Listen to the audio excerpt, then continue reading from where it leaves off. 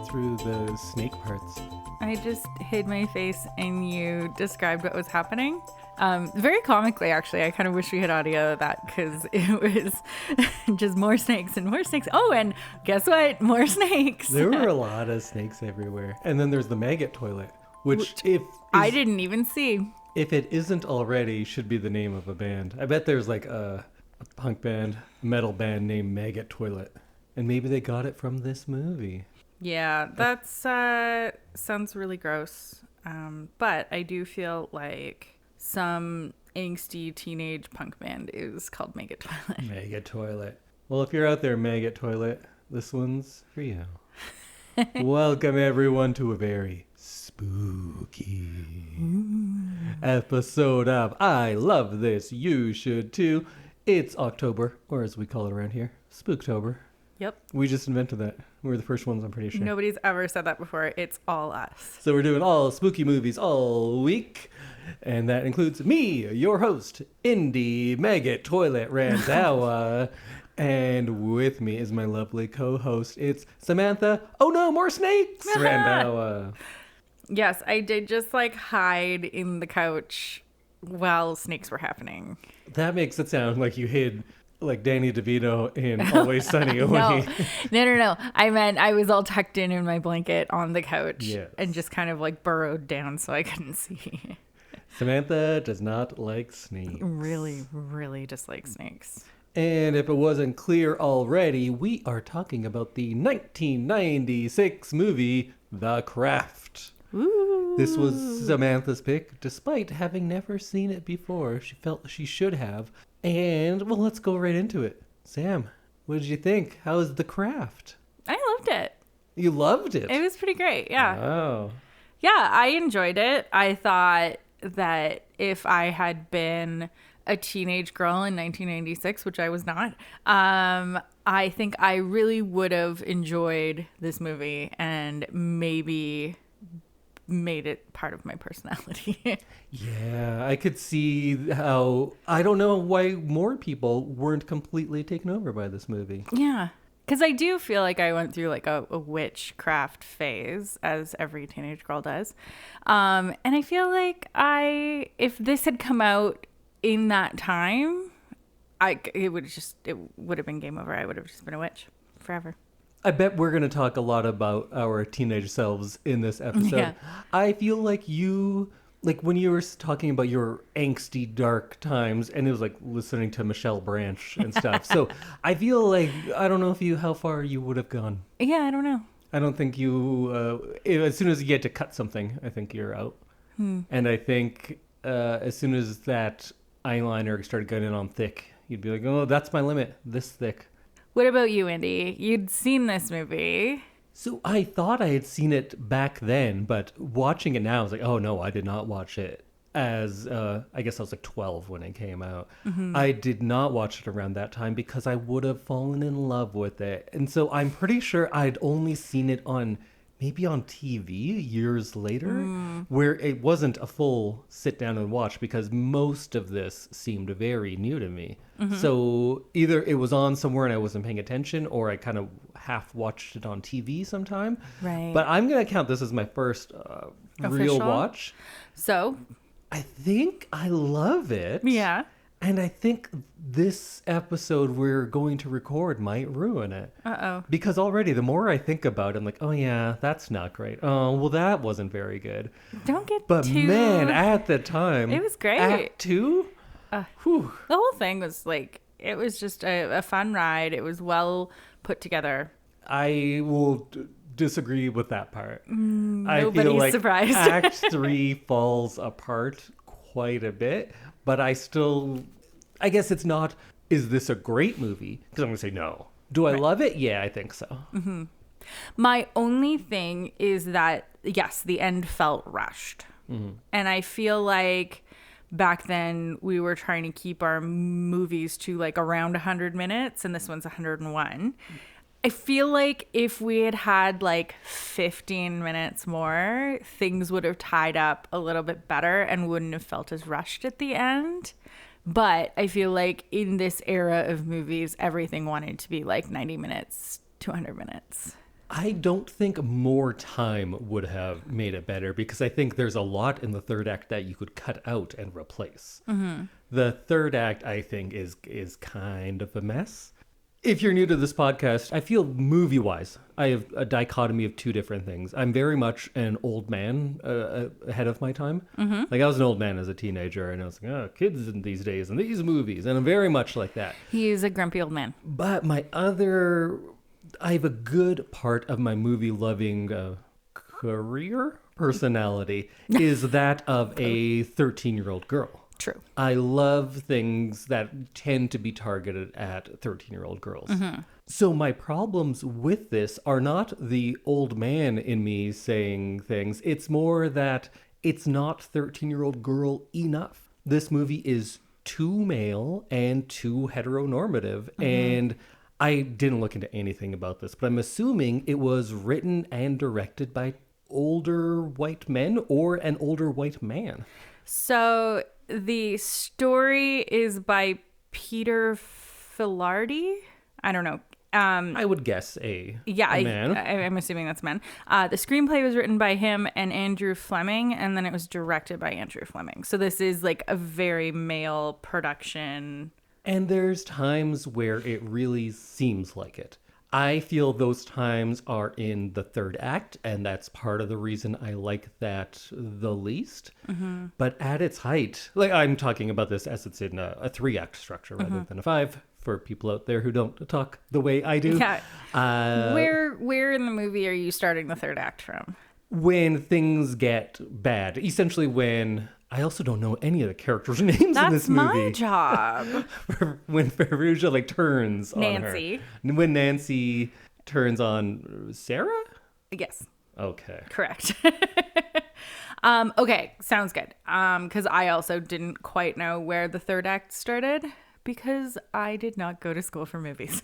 Well, I think it kind of naturally falls into this, where the first act is the introduction, these characters getting together. The second act is the good times. They're exploring their powers. They are taking revenge on people. And then when we see the fallout of that revenge and things start turning for the negative, that's the beginning of the third act. Okay. And then the third act contains the big fight sequence, I guess, Cool. like all of that sort of stuff. Okay. Yeah, so the entire masthead of this movie is men. Yeah. Cinematographer is man. It's edited by a man. The music's by a man. It's produced by a man. It's everybody except for the 4 stars of this movie are men. And that doesn't entirely surprise me with a lot of the criticisms that I have of it. So before we get into what's not good about this, because I don't want to work at changing my own mind about how much I love this movie, let's go through it kind of chronologically, I guess. What do you want to do?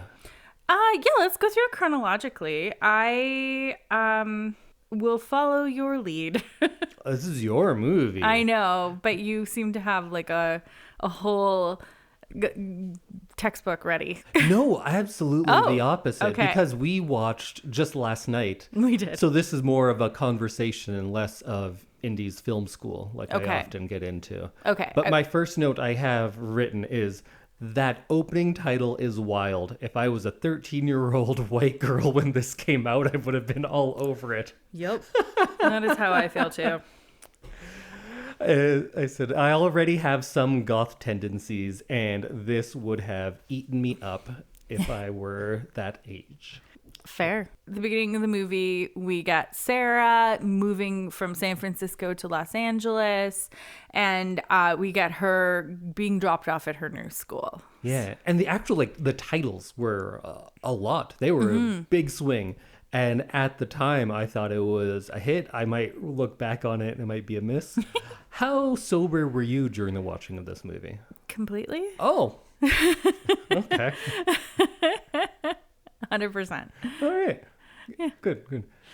I also wrote down, there's nothing more relaxing than a stranger with a snake yelling at you to relax. Right? Remember that guy? That was crazy, and I would have burnt the house down. If you saw a snake? Yeah. This is why I'm okay living where we live, because there are very few snakes that I come across on a day-to-day basis. Have you ever seen a snake in the wild here? I have. Okay. but not like in the city. But I am very happy that my day-to-day life does not involve snakes, and I will trade that. I will never trade that for like warm all the time LA. So we get our 3 witchy kind of characters. Yeah. And there has to be 4. Oh, yes. Of course. You got to have all the directions.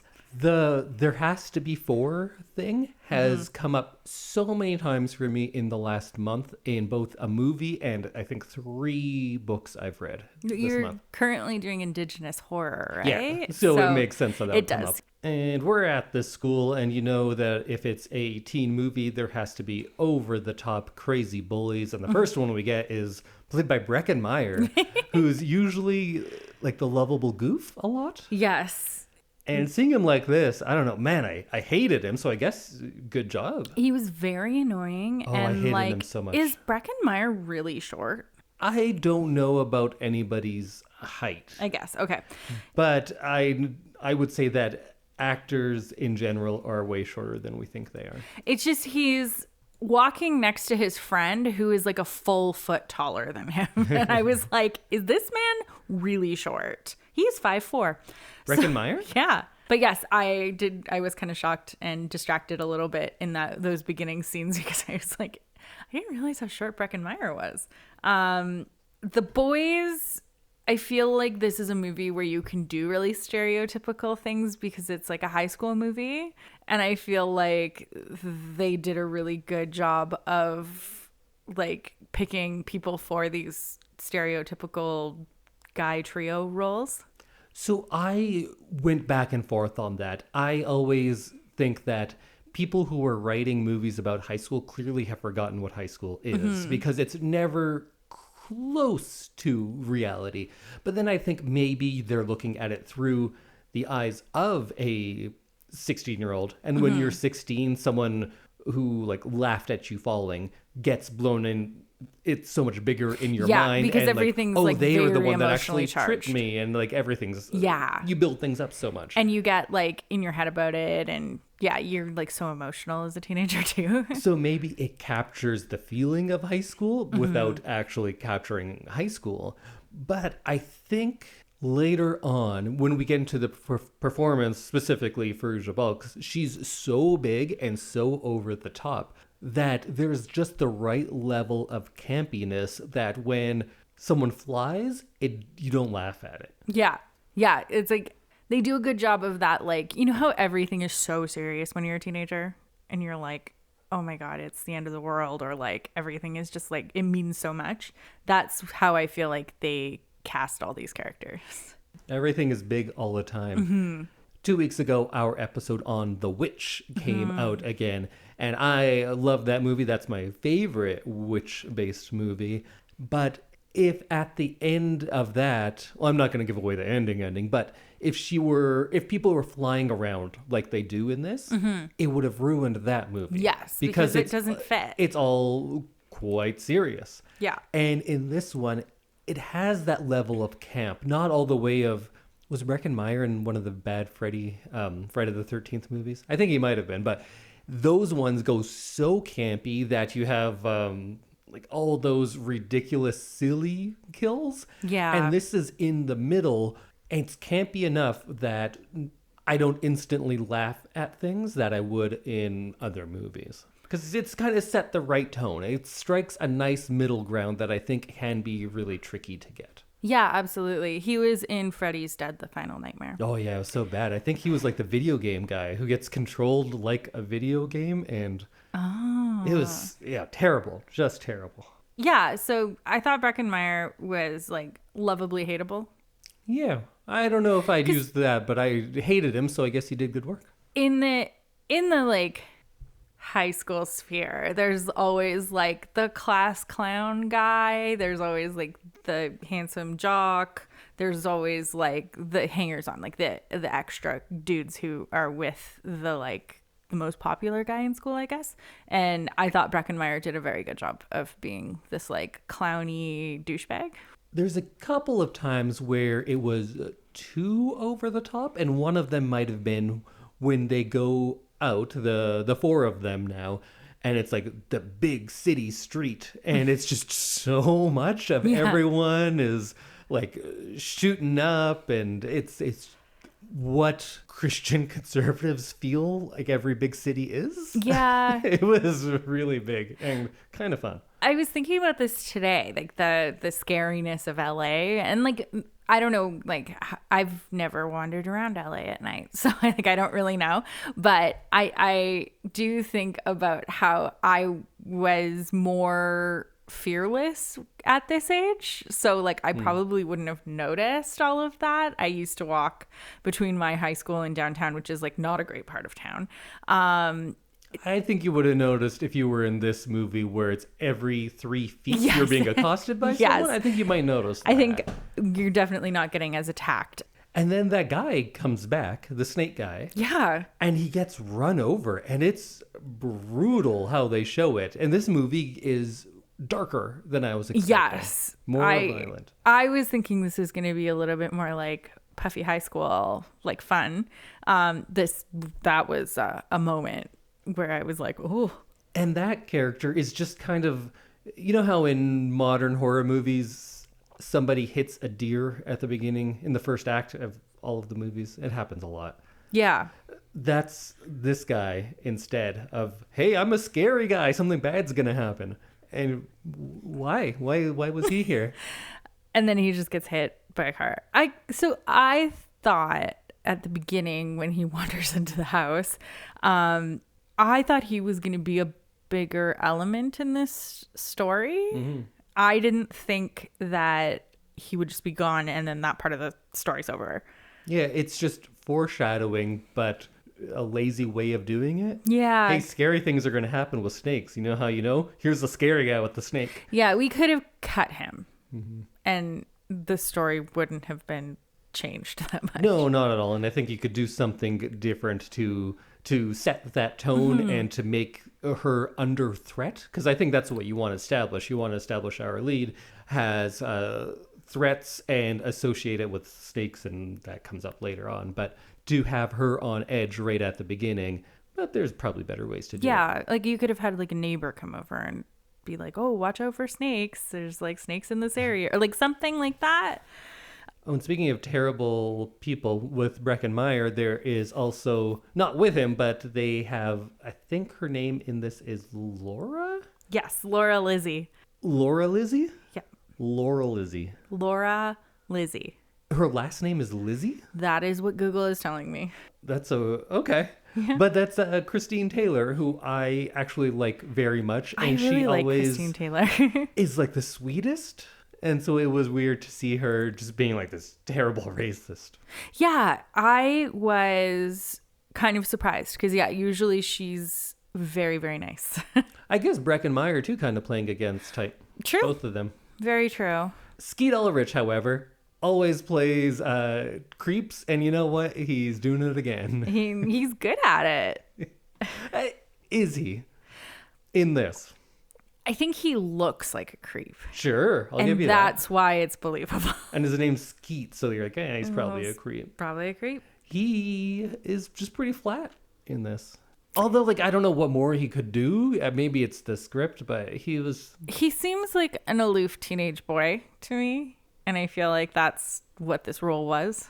I guess. Like, it just is weird to have one of your main character trait to be not caring about stuff, and being general disinterest is like not something that I want to see on screen. He could have been a little bit more present in the beginning of the movie. Yeah.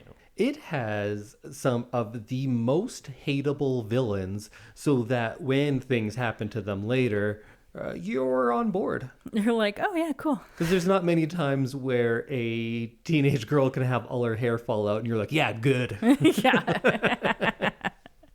Oh man, I feel a little bad for Christine Taylor because she her character really goes through it, and she would have had to do some major wig and hair and makeup stuff to do that, and then you just have to act bald.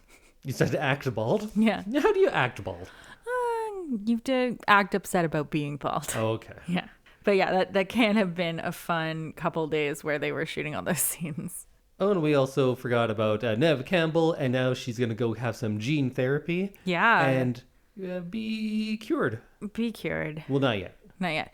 But I wish they had set up all those scars a little bit more. Yes. Did we find out why?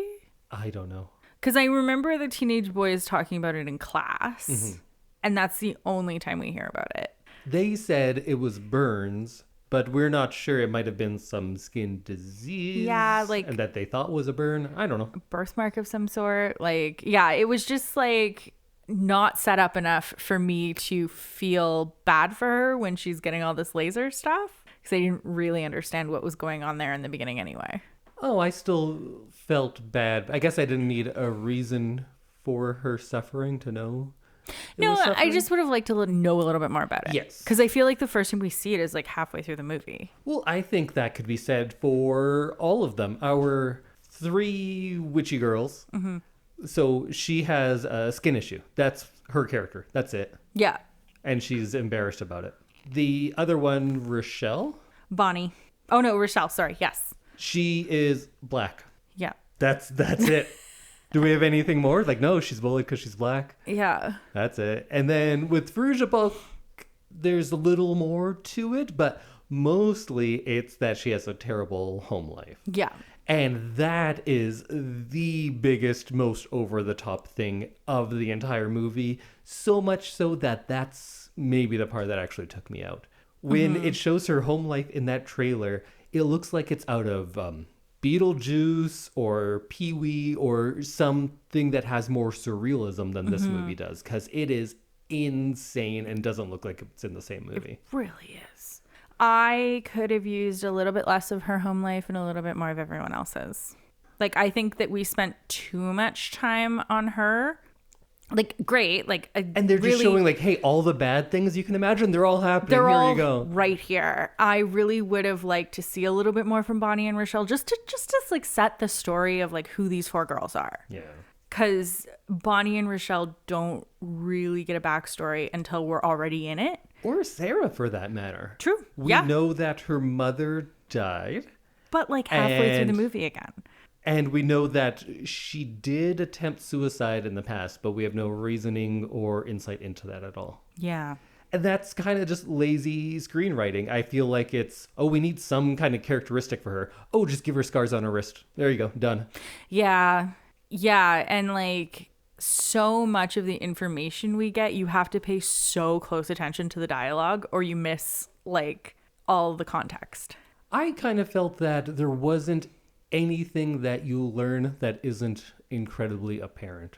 Like, is Nancy has a bad home life. How do you know? They shove it down your throat. And then Neve Campbell and her big sweaters and such, and her drastic change as she changes. I feel like everything that is a character thing, they usually only have one trait, and then they really let you know what that one trait is. Mm-hmm.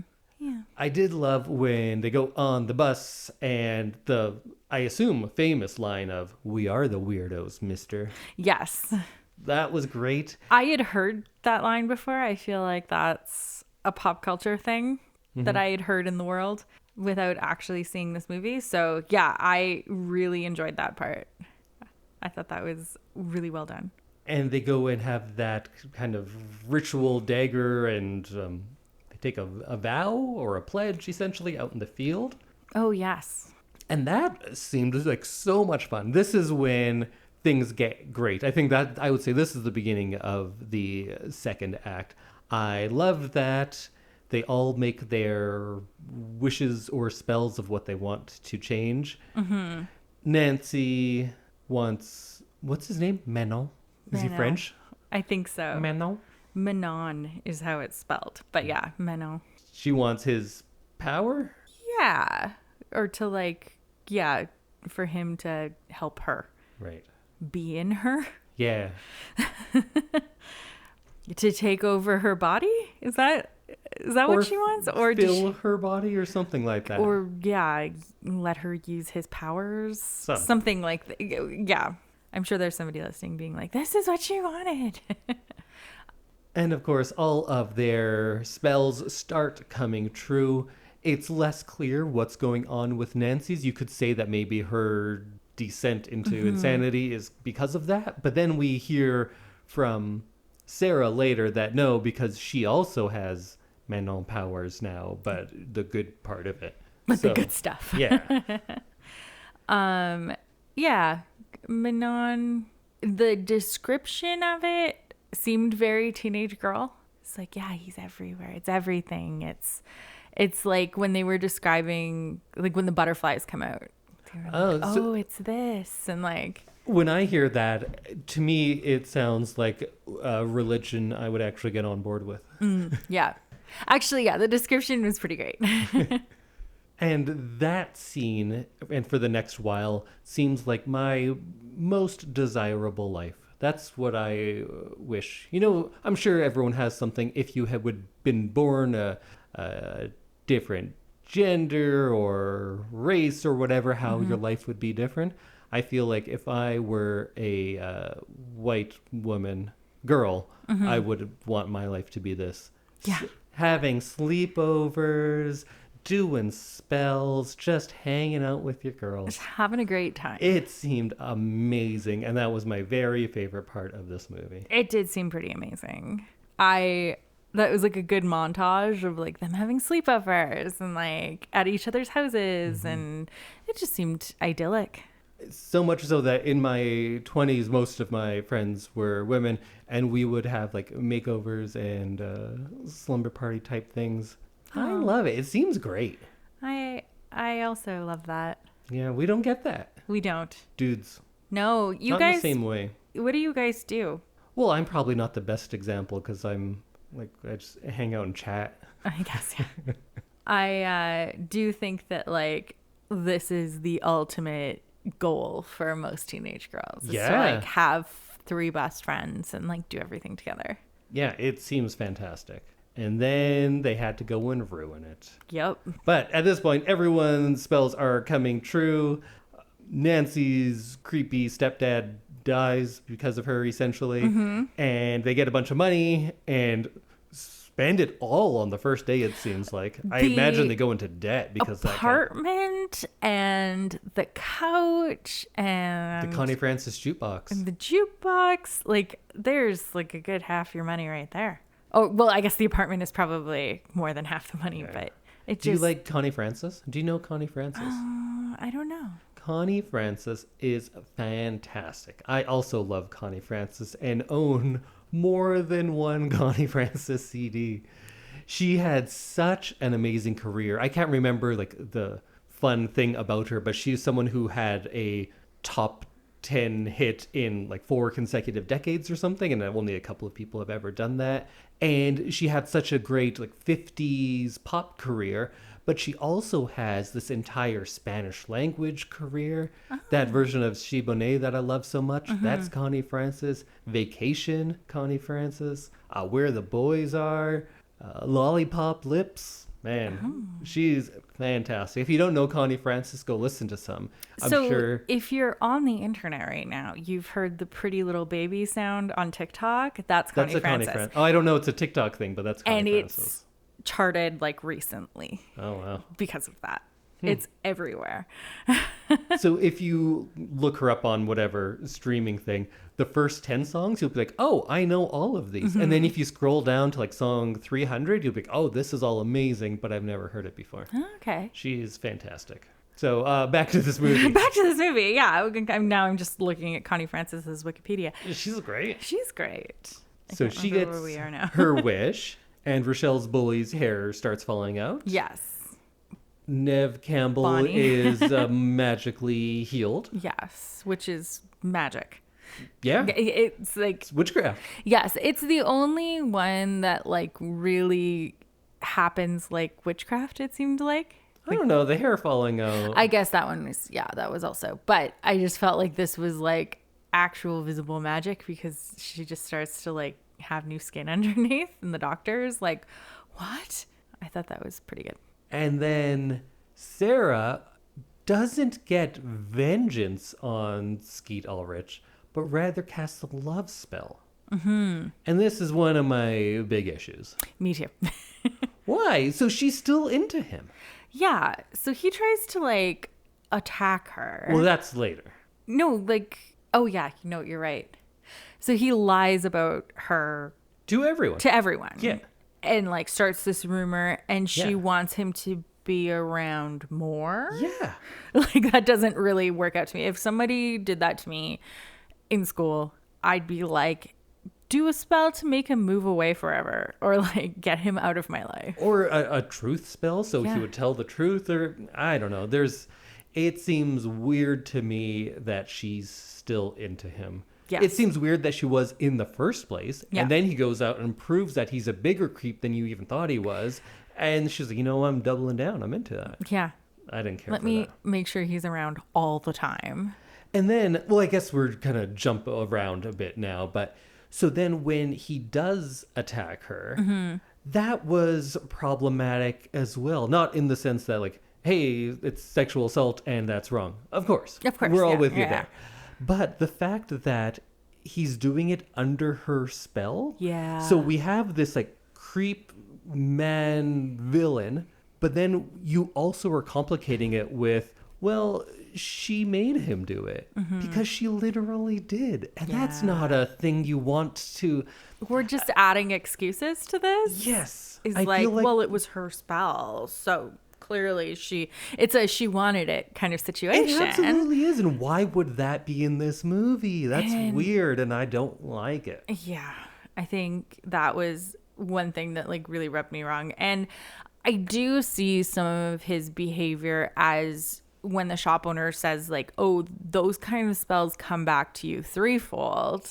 I can kind of see it as him like slowly going crazy because the spell is like kind of turning for the worst. Yeah, all the spells kind of Yeah. do that in a way, right? So that's clearly part of this, and his interest in her, his obsession, is driven by her spell. And like, why would you make it that the hero of this movie was like, kind of asking for it? That's a it's weird not a thing good to do. thing to tell teenage girls. No, I didn't care for that at all. No. And then to get back at him after that, Nancy rapes him a little less. Yeah. Like, what? That all seems very weird. It is a very strange situation. And like, I feel like he's already pretty crazy and like out of it at this point. Sure. When Nancy like goes after him. It's like taking advantage of someone who is like not fully in their right mind. Well, yeah, he was very drunk. Well, he was very drunk as And well. then she puts on Sarah's face. Yeah. So we're just gonna date rape him a little bit. Yeah. Which is not cool. Let's not perpetuate this kind of thing in a movie. So both of those parts of how they're dealing with sexual assault is weird and like problematic is the easy thing to say when you're like, there's something wrong with this, but it's hard to articulate how exactly it's wrong. 'Cause it's wrong in a few ways. It's wrong in quite a few ways. So that was something. That was one of those parts that I didn't care for. I felt like we could have dialed Nancy back by like 4 levels. Oh, so I disagree on that. Oh, see, I I love thought how she was big too she much. She was too much. If she portrayed it like someone who actually was going through the things she was in a more quiet way, when she comes in flying at you later, that would be funny. Yeah. Right? She needs to camp it up to let the rest, to make Act 3 tolerable. Yeah. Okay. If she gave a performance like we saw in The Witch, and then by Act 3 they're all flying around and fighting like that, it would be ridiculous. Okay. Yeah, you're probably right. I thought that too. I get what you're saying, but I think because of where the movie goes and a lot of the things they set up earlier on, you need someone to be big like that. And the other 3 of them weren't doing it. True. Neve Campbell takes a big swing and just being like a narcissistic jerk after a while. Yeah, when her scars go away, she's like gets a makeover Yeah. and like is a narcissistic jerk. And when she walks in at the first point, did you want to like get up and applaud too? A little bit. I was like, yeah, because you're on her side then. And then Yes. she turns into the jerk and you're like, oh, that's her bit now, huh? Yeah, I do love a makeover moment in a Sure. movie though. Especially when a magical makeover. Magical makeover. And then Rochelle, she just feels guilt. Yeah. Again, she's just kind of forgotten a lot in this. She is relegated to being the black best friend, and that's just kind of who she is. I don't love that. Yeah. I really don't love that because like they could have done so many cool things with her character. That's the thing about this movie. Act 2 is so good, and then it all starts crumbling by the third act, I think. Yeah. I really wish they'd given her more because she was like fun. Could have been. What she was giving, the little she was giving in this movie, she was fun. And I feel like we could have built on that. And then there's that sequence where Nancy walks on water and they come back and all of those sharks are on shore. And she says, these are my gifts. I loved that. I thought that was her like really going for it, chewing the scenery. And I thought it was fun. Yeah, I feel like it was a good way to show just how powerful she was then. Because, yeah, that was like getting hit by lightning and then walking on water and then like half the ocean is outside out of it on the beach. I thought that was a really good way to just show like just how much magic she had. Her delivery of these are my gifts part was, I thought, fantastic. I was really into that. And that's when I turned around on her big performance. I thought, you know what? I see what they're doing here and you need to go big. And she did.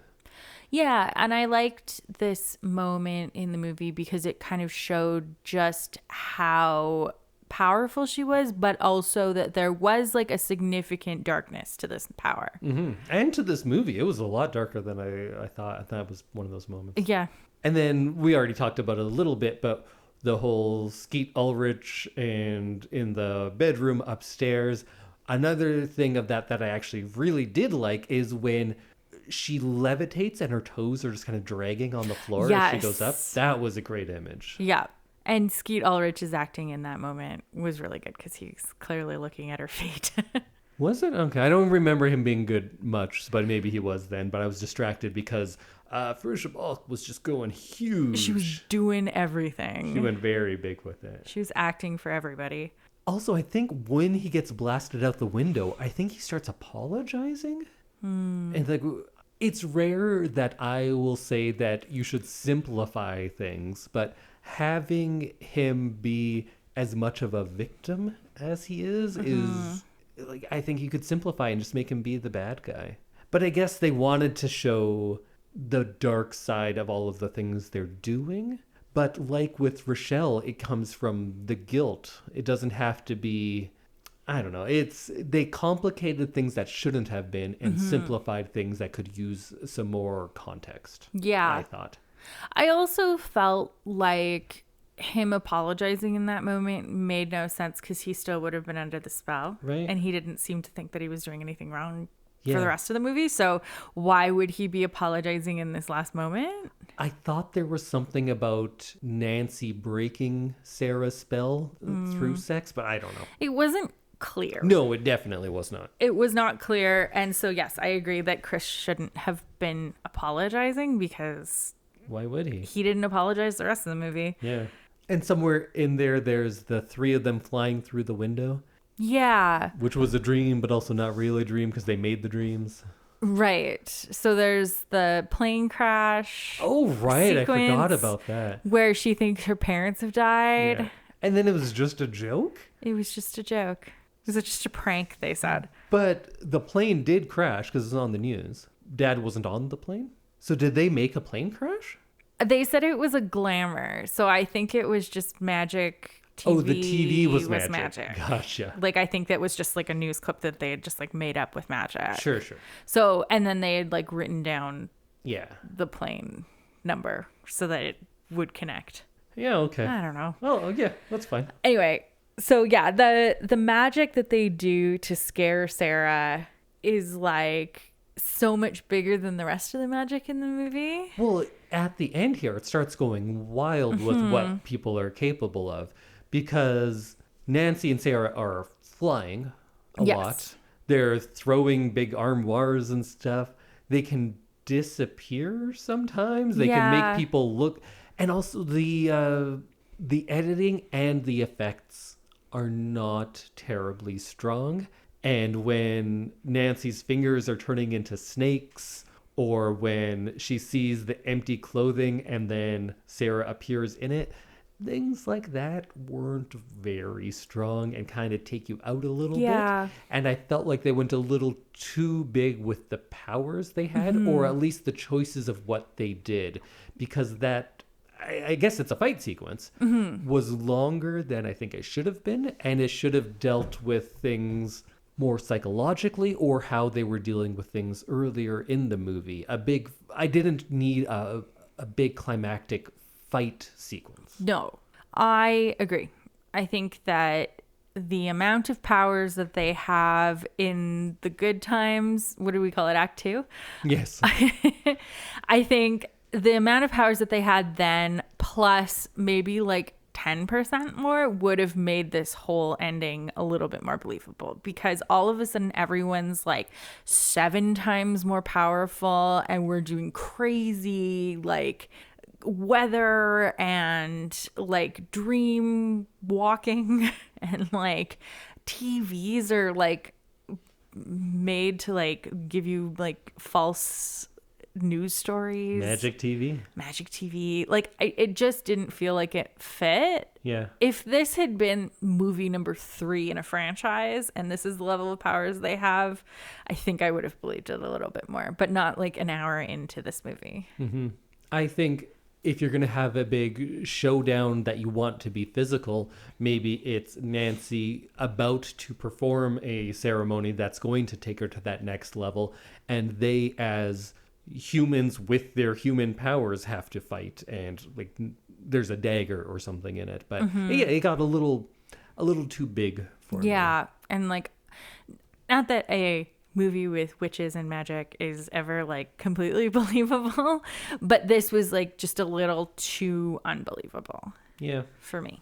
And of course, Sarah wins. Nancy is just unconscious, we assume. We don't really know what happens for a little while. Yeah.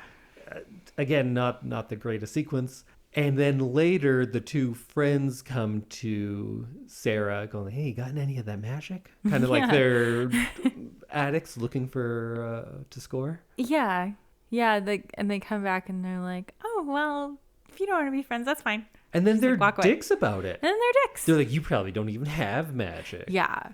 And then she like shows them her magic. Yeah, by making lightning strike that tree.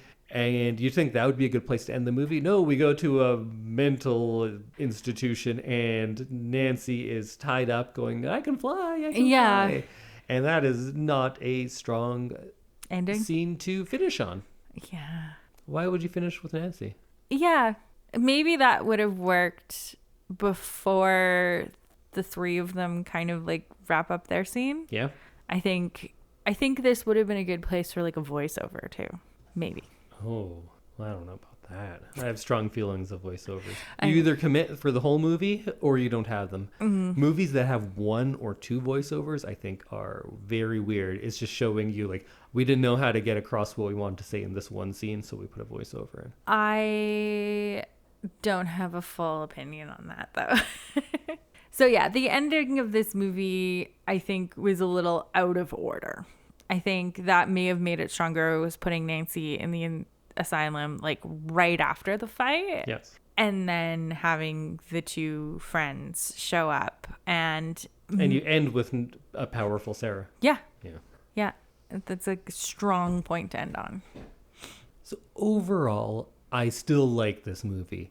It's too fun to let the problems it has, mostly in the 3rd act, weigh it down. It's still very enjoyable, but I do wish that there were things they had changed, like having the friends turn on her so quickly seemed like a bit much. You could see that from Nancy because she was going crazy, and you could say that maybe it's because she invited this entity inside her and all of that, or just that's just her. That could be. And that works, but having the 2 friends switch and then be jerks about it in the end, what would have been much better and also contributed to the themes that I like so much is that if Nancy goes crazy, and the two of them are with her because they're scared of her. But then in the climax, they are the ones that help Sarah defeat Nancy because they have that bond. They are friends. The sisterhood means something.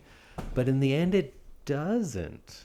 There is no friendship. There is no sisterhood. These vows that they've made are ultimately hollow. And that's the problem I had going back to things like Sisterhood of the Traveling Pants.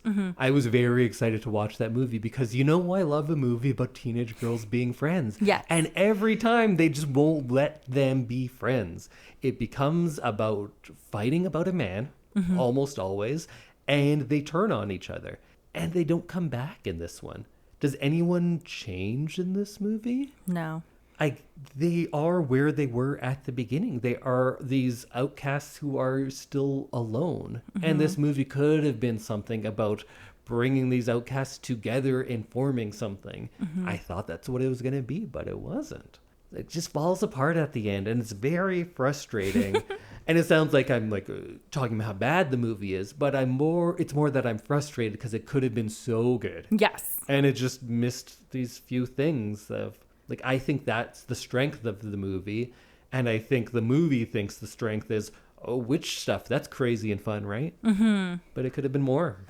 I think this movie, like we said at the beginning, would have benefited from more female eyes on it. Yeah. In the directorial and writing standpoint, because this is very much I asked my teenage daughter what would happen in this scenario. I don't think they asked. I think it's probably a man of my age saying, this is what teenage girls like. Yeah. I think all of our edits would make this a much better movie. I think so. So overall, final thoughts? I still love it. I thought it was a fun movie. I think it's got some really nice moments in it. And I think that altogether it is a pretty good watch. Me too. I think the first two acts are so good and so fun that you should watch this movie. Somehow you haven't seen The Craft yet, go watch it. If you saw it a long time ago and you're afraid it doesn't hold up, watch it. I think most of it does. And, well, obviously I've already talked about what I think doesn't work. Yeah. The ending is weird. Our lead doesn't, I don't know who she is. Yeah. It's weird because the wishes they make, one is going through painful treatments and is physically disfigured. Yes. One is suffering from systemic racism and abuse. And one is being abused and is financially unstable and doesn't know what her life is going to be. And then the other one is, I don't know, she was sad at one point in her life. She doesn't have a mom. Yeah, but she does have a stepmom. Seems like a really caring father. Yeah. And a fine stepmom. We don't see much of her, though. Yeah. I don't know who she is. Everyone gets one character trait, and that's not enough. But then she gets none. Who is this person that we're supposed to be associating stuff with? And then at the end, only one person still has powers, and it's the person who is seemingly rich, who's pretty, who's white. And each one of those things is in contrast to her former friends who now no longer have any power. It seems like they needed it more. Yeah.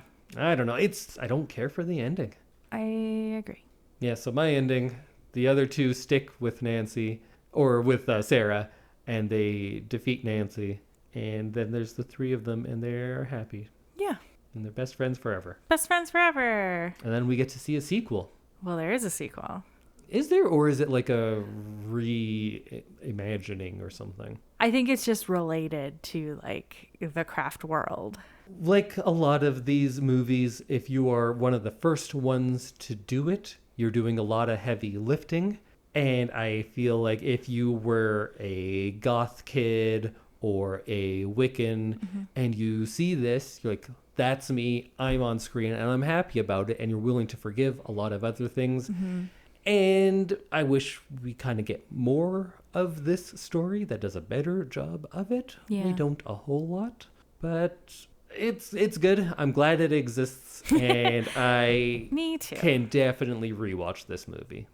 So next week, we will be doing some spooky things of the fortnight, and Indy will be revealing what our big watch for our final Spooktober movie is. Is it spooky? Yes. Ew. But I think, like The Craft or maybe some other movies, I think the movie I'm picking strikes a tone that is in a very difficult to navigate mid-ground. And I think The Craft does it successfully for much of it. I think my next movie does that for all of it. We'll see. Okay. Well, we'll see you next week, everyone. Bye. Goodbye. Ah, The spook.